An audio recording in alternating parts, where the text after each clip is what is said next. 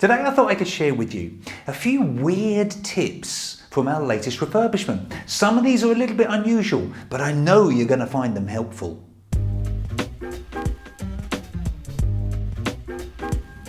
Hi, my name is Tony Thor from Your First Four Houses, and my channel is all about helping you replace a job-based income with just a few properties. If this is your first time here, be sure to subscribe to the channel and click that bell notification icon so that you don't miss out on any of the free content that I give you each and every week. So this is just a basic 3-bedroom house that we've got down in Poole. It's nothing particularly exciting. We've basically gutted it back to the bare brick, replastered, all new electrics, all new plumbing everywhere. But in the process of doing so, I've learnt a lot. Even though I've already done lots of refurbs in the past, there were lots of little tips and tricks that we picked up from this one. And I thought I could share a few of these with you today. So the first one is, whoever's actually doing the initial rip out, get them to invest in, or better still, buy them, a trim puller.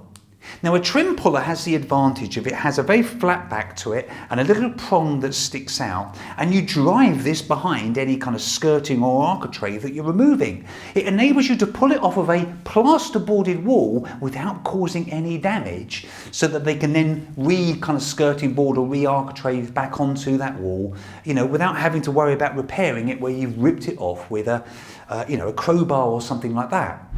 Before you start any work on site, make sure that you fit a really high quality key safe and put a set of keys for the house in that key safe. The reason you want to do this is that way you don't have to be on site to let your plasterer in, your decorator in, your electrician in, whatever. They can just simply go to the key safe, take out the key and do the work.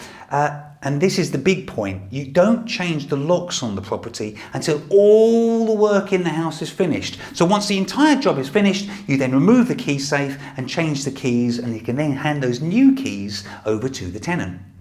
Never ever ever allow your electrician or plumber to run electrics or pipe work down the centre line of a radiator. The obvious reason for this is that that's the location that anybody is going to want to put a picture above the radiator. They're going to want it to be in the middle, aren't they? And of course, if that's where your electrician or your plumber are running any of their services, that nail is going to go straight through the cable or the pipe work. When measuring the gap for a fridge, make sure that you measure from the side of the unit and the skirting. So many people make the mistake of measuring from the wall to the side of the unit. And of course the skirting kind of like pushes in about another 20 millimeters, doesn't it? The fridge doesn't then fit. So make sure that when you're measuring up, it goes from the side of the skirting to the side of the unit. Now when I took this property on, I'll be honest with you, it had a real mould problem. I mean, there was a lot of mould in most of the rooms.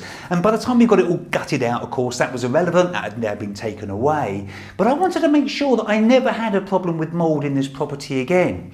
Now, one of the big problems is that all the windows were UPVC, and they did not have any trickle vents fitted into the windows. Now, trickle vents should be on all modern windows, frankly. But what many people aren't aware of is that you can retrospectively fit them. And that's exactly what we've done here. Now, they allow air to sort of circulate more freely throughout the room and obviously reduce the chances of any mould settling in that room. Now, quick tip here, it's a little bit of a cheeky one this, but they have a little flap in them which enables you to close the trickle vent.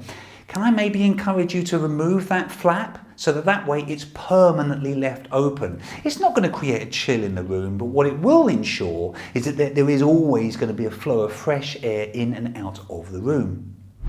I'd encourage you to invest in a multi-function stud and metal detector.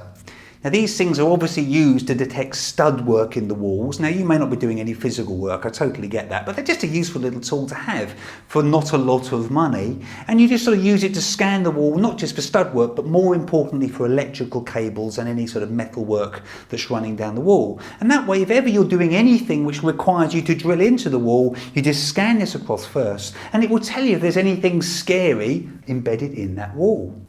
So there you go. I did warn you some of those were a little bit weird, didn't I? But I hope you found them interesting and perhaps I thought maybe even useful. I've got some more content here which you might really want to check out. And as I say, make sure that you're subscribed to my channel, because over the next few weeks and months, I've got some really awesome videos lined up that I know are going to help you on your property journey.